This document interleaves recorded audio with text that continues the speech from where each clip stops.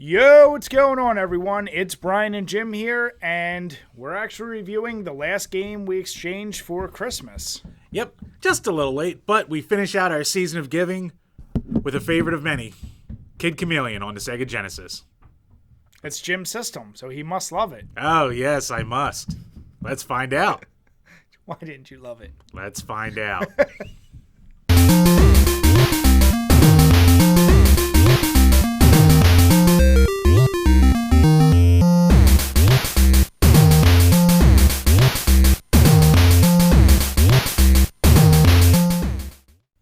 Released in 1992, this is a Sega Genesis exclusive. It was developed by Sega Technical Institute and published by Sega. This is one of those games that, like we said, people seem to have a ton of nostalgia for. Is it warranted? You play as Kid Chameleon as he goes through a series of levels trying to overcome Heady Metal, the evil entity who took over the world's most popular arcade game and started trapping the players inside of it. So, it screams 90s. Let's get into it and see how this all plays out. The graphics. Right off the bat, this game introduces you to a very unique style where you have like an oversized head with a more realistic body, and then enemies that kind of just come out of nowhere. Like, you have a standard lizard, but then you have these stone tank things. Like, I don't know what the hell inspired it, but you see a lot of creative enemies like this. The problem is, after a certain point, they just keep looping, so the creativity kind of goes out the window.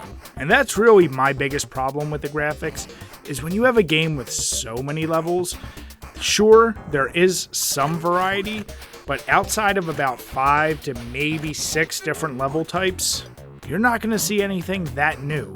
And that's a bit disappointing. I would have preferred they just kept the levels to a much smaller number and really increased the detail, or just made them much wildly different over all these levels. The colors, the sprites, and everything in the game, they do look good, but as I said, I wish there was just a little bit more variety. So when it comes to scores, I gave it a 7, Jim gave it a 6. You'll see, Jim continues to hate on this game just because he was no good at it. What, it didn't have any tricks like any parallax scrolling or any dithering or any of that stuff? Jim, it had reflections right here. Yeah. So when it comes to beer, I'm going to give 2, and these are starting Jim off because he's just a sour little baby. The sound. I am not a sour little baby. But anyway, so the sound in this game overall it's pretty much average. You only get a couple different music tracks, and I'm talking like maybe 4 main music tracks at all that you will just hear again and again and again. And they're not bad tracks. They're not badly recorded. They're not badly produced. It runs off the GEM system, which, for it to sound this good, they actually put some time into it, which is impressive. But hey, Jim. What? Sounds a whole lot better than Sonic Spinball, which used the same system. Yes, I will give it that. It does sound better than Sonic Spinball. I sure hope your scores reflect that. No, because Sonic Spinballs don't wear on you as much. Because that had 4 levels and they're lazy, and no one played it. Get with this bullcrap. Anyway, when it comes to sound effects, there's barely any in the game. You get a couple different sound effects for when you jump on people, or for when you hit certain objects, or for when certain enemies are either shooting at you or using their weapons effects. And there's one voice sample in the whole game where it's the voice going, "Die!" And you're going to hear that when you die. You're going to hear that every time a boss character attacks. You're just going to hear it again and again and again. Hey, Jim. What now? Is it just me, or does that voice sound just like from The Simpsons' first Treehouse of Horror when the house wants to kill the Simpsons? And he says, "Die, everybody die." Yeah, a little bit. Just say I'm right. Doesn't save it, though. So when it comes down to it, I mean, I get that they crammed so much into this game, but if you're going to have these many levels and this much stuff going on, you gotta vary the sound up a little bit. And yes, on a technical level, it is a better sounding game than Sonic Spinball in a lot of ways, but it just wears out its welcome way more than that game does too. So Brad gave it a 6, and I gave it a 5. When it comes to beer, I'm going to add 2 beers. 1 for the lack of music tracks, and 2 for hearing goddamn "die!" The control. I'll be honest, I've mentioned this game many times and that I've always really loved it. However, even I see that when you go back and play, the one issue with this game is that the control is so goddamn slippery. Since Super Mario Bros., we've all been used to a certain amount of momentum that characters can have in platformers. That's pretty standard. This game takes that to a whole new level. You can probably see a little bit from the footage, but as we've said many times with the control, this is one you're going to have to feel for yourself. It will take you quite a while to get down these jumps, and in later levels, when you have to be so precise and land on platforms that are just one square, it seems damn near impossible because you're going to be slipping and sliding all over the place. So as you're running, if you hold down A, you'll run a little bit faster, but it's not instantaneous, you build it up. B jumps, and as you can tell from some of these characters, they jump high as shit. And C uses your special ability based on the mask that you got for your power-up. Now here's the thing.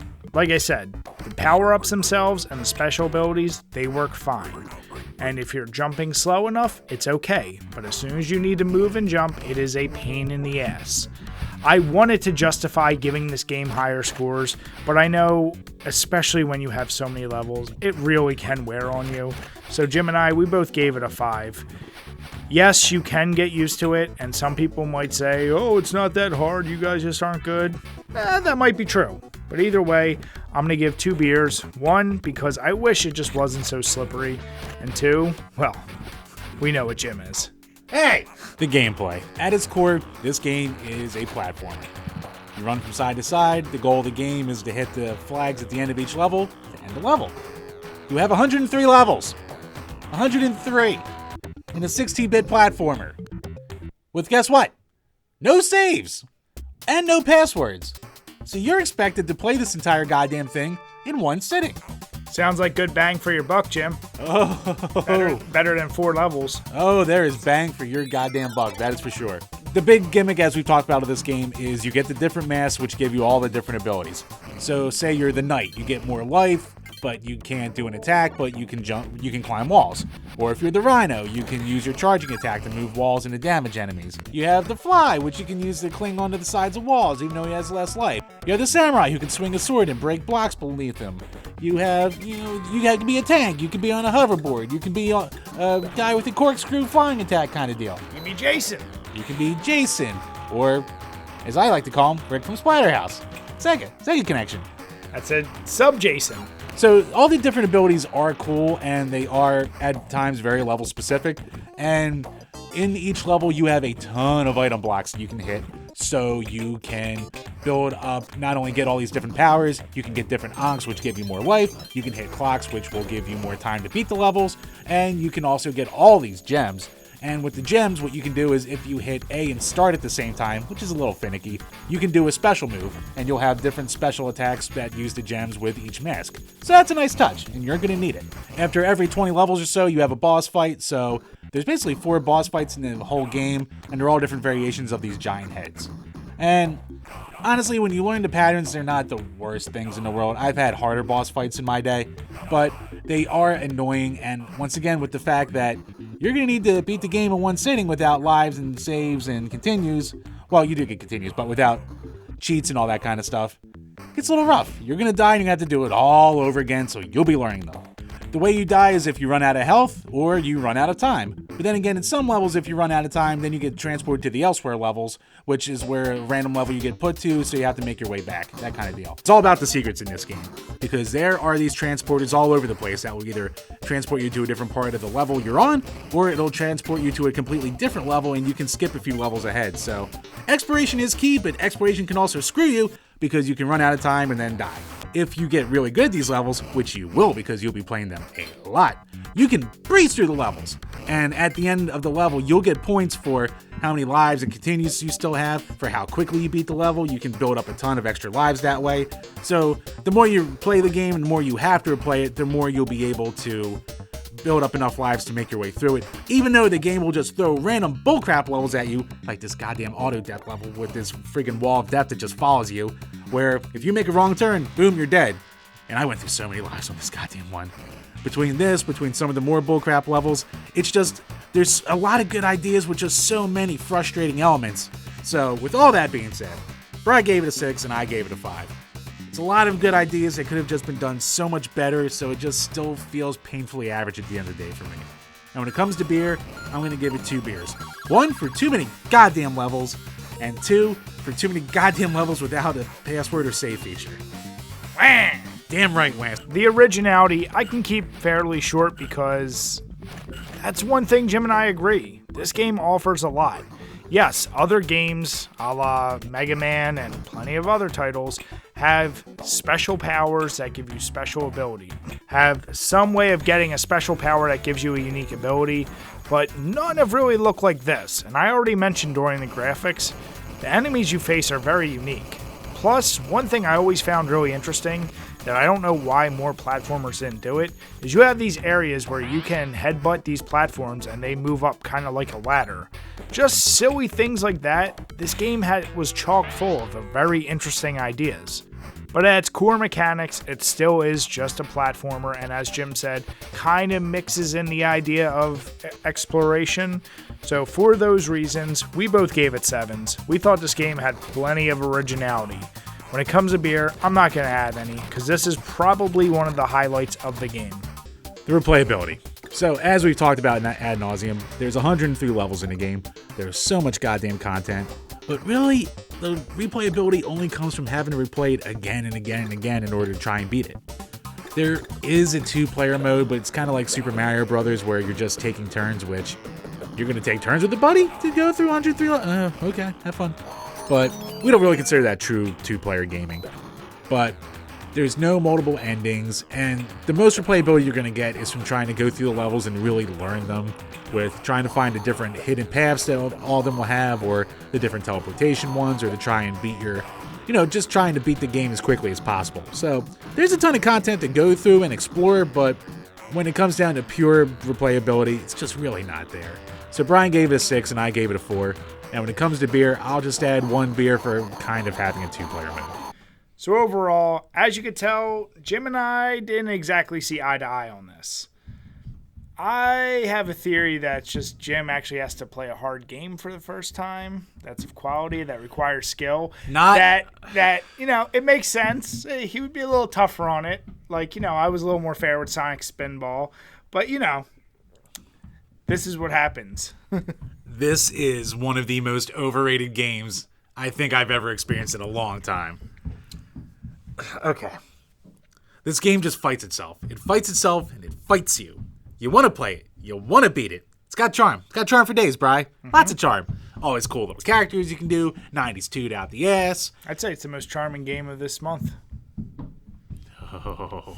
Just saying. How dare you, sir? Just saying. Don't you dare say that over Puppeteer. But it's just, it fights against you so goddamn much. 103 levels is just ridiculous. For no passwords and no save feature? Really? You expect kids in 1992 to sit down and learn this game? Passwords and save features. If you're a real gamer, you're going to beat a game. You don't use those things, Jim. Look, Brian, if you have to use those things, then you didn't beat the goddamn game, as we all know.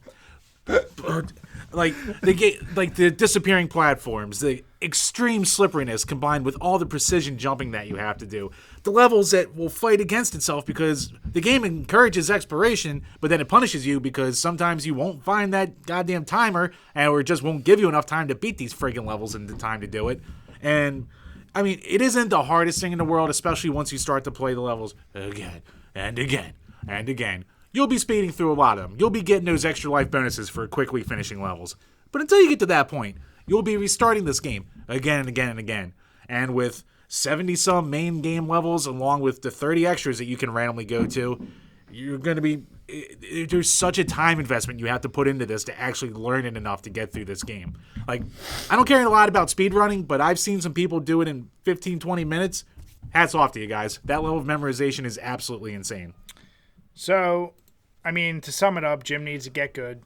No, this game is bullshit. People only like it because it's only on every compilation ever, and it's only on there because it's one of those games that Sega, one of those few ones that Sega owns outright that they can just throw onto everything. So people go, oh, this is one of those classic Sega games. No, it's not. It's just a symptom of Sega. They don't make good shit, Jim. So, when it comes to scores, I gave it a 7, Jim gave it a 5. I have a lot of nostalgia for this game, but as you could tell from my scores, I was more fair with the general idea of, even though I love this game, it has many flaws. So, when we combined all of our scores together, it rounds out to a 5.6. I think, to Jim's points, that's fair, but I think as Jim calls it, the charm It is just an enjoyable game, but it's not one that you're gonna you're not gonna finally remember the fact that you went through and beat it, because I sure as shit never did as a kid. But I loved all the different power-ups. I actually really liked the music, and I just in general. You just like there's the Splatterhouse mask in it. You mean Jason? Yeah, more Splatterhouse throwing axes. Splatterhouse was Jason inspired. Yeah, but So I mean, Sega Daddy had wins again. Splatterhouse, So so it's Daddy wins again. Splatterhouse. It's Rick. It's So, Rick. Looks more like Rick than Jason. So Jim was like one of the kids in the game that got sucked into the game and lost, and I was like Kid Chameleon, had to come through and fix it. Like most people, you never beat the game. Like anyone you talk to who had it when they were a kid, because it's too goddamn long, and the gimmick wears off fast. At the end of the day, it's something I think you definitely should try. Oh, you should try it. Sega didn't have that many hits, so something like this is a perfect example of why. So with that, we'll say cheers. Thank you for celebrating with us through the holidays, and stay tuned for more reviews. Cheers, guys. When it comes to beer pairing, I decided to choose the Circus Boy Hefeweizen from Magic Hat Brewing Company. This comes in at 4.5%, and I really wanted to choose a session beer that offers you plenty of flavor because, as Jim pointed out, there's a ton of levels, so you're going to need to go through a ton of beers to really enjoy yourself here. But remember to drink your beers and play your games responsibly. As always, guys, thanks for checking out this video, and if you enjoyed it, make sure you give us a thumbs up, leave some comments, or better yet, why not subscribe? Till next time, guys, cheers.